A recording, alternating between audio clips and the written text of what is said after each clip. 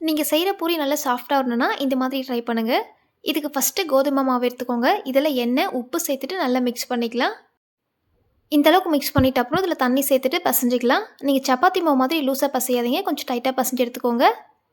நீங்க மாவ லூஸா பெசஞ்சிட்டீங்கன்னா, எண்ணெயில பொரிக்கும்போது பூரி நெறைய எண்ணெய் இழுக்கும். அதனால கொஞ்சம் டைட்டா பெசஞ்சு எடுத்துக்கோங்க. இந்த மாதிரி நல்லா அழுத்தம் குடுத்துட்டு, கொஞ்சம் சாஃப்ட்டா பெசஞ்சு எடுத்துக்கலாம். மாவு பாருங்க இந்த அளவுக்கு டைட்டா இருக்கணும். அப்படியே இத மூடி வச்சுட்டு 10 நிமிஷம் ரெஸ்ட்ல விட்டுருங்க. 10 நிமிஷத்துக்கு அப்புறம் பார்க்கலாம். இந்த மாவ சின்ன சின்ன உருண்டையா உருட்டி எடுத்துக்கோங்க. இத சப்பாத்தி மாவு மாதிரி மெல்லிசா தேய்க்காம, கொஞ்சம் தப்பமா தேய்ச்சு எடுத்துக்கோங்க. இந்த மாதிரி தேய்ச்சுட்டு எண்ணெயில பொரிச்சுக்கலாம். நம்ம பூரி எண்ணெயில சேர்க்கும்போது எண்ணெய் நல்லா சூடா இருக்கணுங்க. அப்பதான் அது நல்லா மேல எழுந்து வரும்.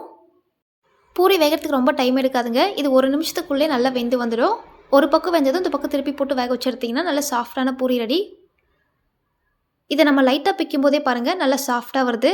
நீங்களும் ட்ரை பண்ணி பாருங்க. இந்த வீடியோ உங்களுக்கு பிடிச்சிருந்தா மறக்காம லைக் பண்ணிக்கோங்க. நெக்ஸ்ட் வீடியோல பார்க்கலாம்.